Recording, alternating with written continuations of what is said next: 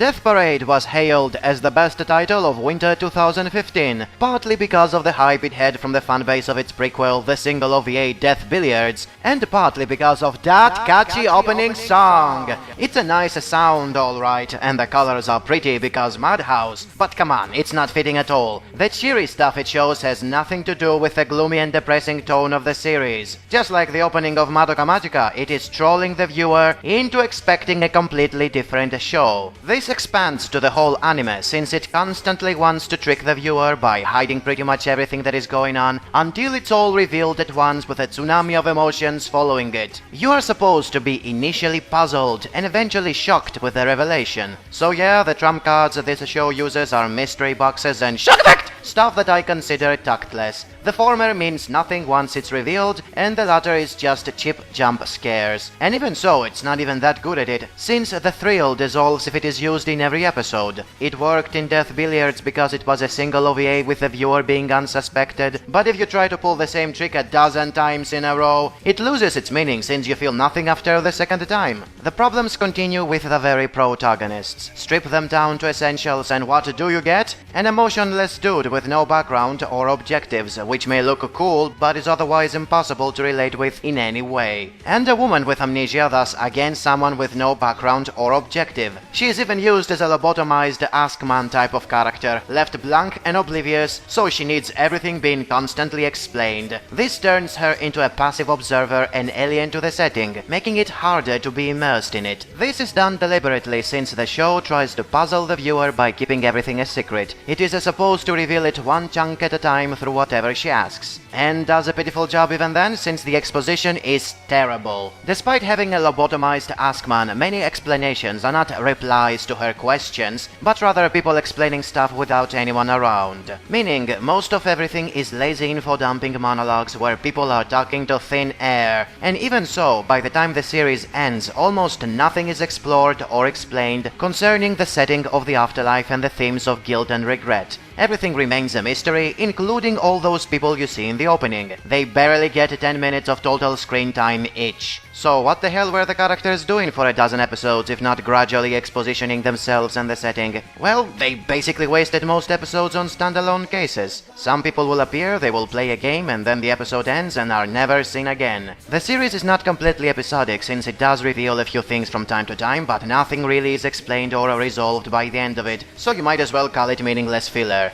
Every arbiter has his own side story, but it is never looked into, and he or she ends up being defined by only a single personality trait. The two protagonists sort of have their issues resolved, but it's not something that needed a dozen episodes to be taken care of. They just didn't deal with the silly amnesia gimmick up until the ending was close by. Speaking of taking care of things, the show uses a really pretentious form of psychology, where people are not judged based on their actions, but rather on how they feel about them. And apparently the best way to reveal that is by brainwashing and driving them insane without their knowledge or means to defend themselves. This means motives are meaningless while emotional reactions are everything. This is further perplexed by how the arbiters who decide everything do not comprehend emotions, and yet they are supposed to reach a verdict based on those alone. And as if that wasn't weird enough, they are not emotionless since they clearly have emotions and express them all the time. In case you are paying attention, it won't take long to figure out how the whole reincarnation system is fundamentally flawed and unfair, not to mention irrational. The show will try to distract you by not explaining anything and by throwing at your face a completely irrelevant opening song, second only to Frozen's Let It Go, Let It Go. And if you're still unable to grasp such an obvious flaw, ponder about this. Why should good people be evaluated only when they are at their worst, along with bad people who are always at their worst? Imagine what will happen when a Boy Scout and an asymptomatic serial killer, like the ones you find in Psycho-Pass, are judged this way. The Boy Scout will lose its shit out of guilt for not saving a cat from a tree and be sent to the void, while the asymptomatic killer won't give a shit and be sent for reincarnation. And even then, the outcome is always meaningless. If you fail, your soul is lost. If you pass, you reincarnate only until you die and be judged again until you fail, regardless of previous judgments. You won't even remember anything that happened in the afterlife, thus you don't learn anything. Plus they make it seem like despite all the process of letting only good people to reincarnate, the world is still a shithole. Even the ending is a complete cop-out. The lead heroine has to be judged as well after she conveniently regains her memories, something that was overlooked all this time by the arbiters for no real reason. Her test though is totally unfair compared to the other cases because, unlike the rest, she was given more than enough time and experience to make the right decision, a chance nobody else was given. So much for fair judgment, and it won't matter anyways since she won't remember whatever happened there and can fail the next time she dies. So basically you waste your time watching a dozen episodes of people getting manipulated, driven insane, and then judged unfairly by a bogus system. You can claim that one of the themes of the series is about pointing out that the system is unfair, so what was the point of spending most of the series in those standalone cases, full of overblown dramatization if in the end they all get the middle finger? All these characters get no catharsis, regardless of what you think or feel about them. And as if all that weren't enough, the show is not even consistent with its own mood. Aside from the opening, there are whole episodes full of comedy and rule of cool that feel completely out of place with the rest and lessen its atmosphere. Down to it, this show is a total mess and yet another example of how easily anime fans are manipulated to like total nonsense because of pretty colors and nice sounds. If I was an arbiter, I would send to the void anyone who considers it anything more than average. And yes, I would still be fairer than the bogus system of the series. Oh my god! I have given it pretty high scores, because this has impressed me. Oh no! From the start, I knew I was onto something good. Every time the opening starts, I am smiling like a dork. Oh good! You have to just check this anime out, and give it a try. I don't think you'll be disappointed. Oh no! It's refreshing to see something that isn't necessarily depressing nor gory while not being happy and cheery either. Oh my god! It's actually almost identical to the art in Kiziku, kind of better in details actually, which makes sense since Kiziku is an action anime, while Death Parade isn't. Oh god!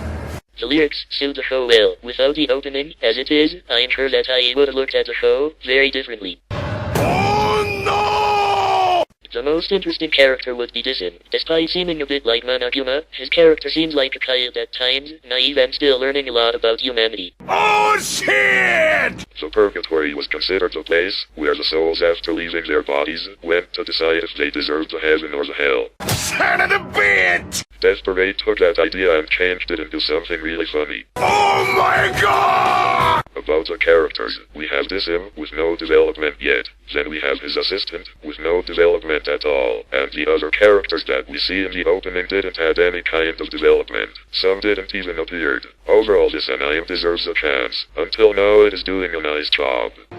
Oh my god! I am Mass Scientist. I am a person of blood. There are no spoilers in this review. Death Parade is more of an episodic show. Showcases one type of their games per episode. The name of the games appear in the opening. The games are used to bring out the worst of each person, so judgment can be made. The games happen in the mysterious bar of Disim. Watch the opening. Am I the only one that thinks that the opening is way too awesome? Seriously, Death Parade has probably my favorite opening of this season's anime. I could not help myself start by saying how amazing the opening is. Do not underestimate the power of an opening. With the music you get a completely different idea of what the show is really about. Hell, I thought I was in for a happy and cheerful anime after the opening. The music and visuals together mislead you, which is a good thing. The stories have been thought-provoking, and often can subtly relate to the viewer one way or another. You can't go wrong with watching this show. I at least give it a try before dismissing it. See the opening and get hooked.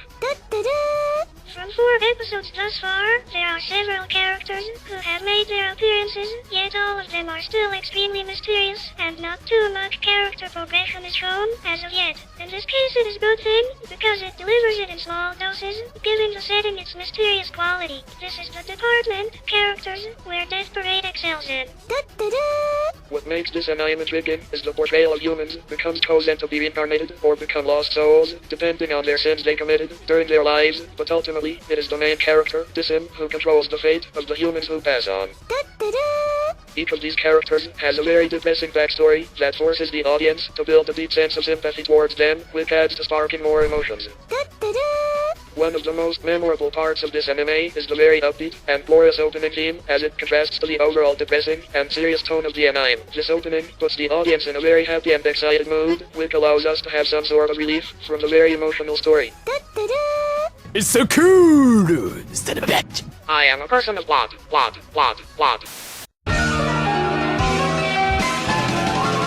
Death Parade has the storytelling literary techniques of a great psychological thriller and often dealing subliminally with the philosophical, religious and cosmological implications and conceptualizations of life and death. You may or may not see all the feels. Probably one of the most deceiving openings. I can't make an official rating until this anime is complete, but I will give it a 10 because I'm loving it so much. Character, 9 out of 10. There really isn't much to be known as of yet. As for Murakami, she's a quintessence just like this him. It's such a smart layout, because we as the viewer never know what to expect. You don't know what's going to happen next. It's one of the best this season, hands down. Better than Hell Girl. It has a pretty solid episode each week. I enjoy it, though it could benefit from a bit more plot exposition. Parade feels like something that should just have remained as a one-shot. It's getting increasingly apparent there isn't enough content for an entire season. The extra world building is just tearing apart any atmosphere or sense of mystery they had at the start. The games haven't brought any new ideas to the table since the first one, and the arbiters all seem horribly incompetent, instead focusing on the games that are so hard to take seriously. Death Billiards was an interesting start for this series, but I can't find much to base it for, beyond the opening. Also, don't make your show episodic and then expect the viewers to give a damn about the new characters. 20 minutes simply isn't enough to make the viewer care for the characters playing their games. As a result, any attempt at drama just feels forced and unwelcome. The only thing the show has going for is the mystery, but it makes a habit of not consistently revealing new things and being vague about it. It's still one of the better shows this season, but chuckles, that's not saying much.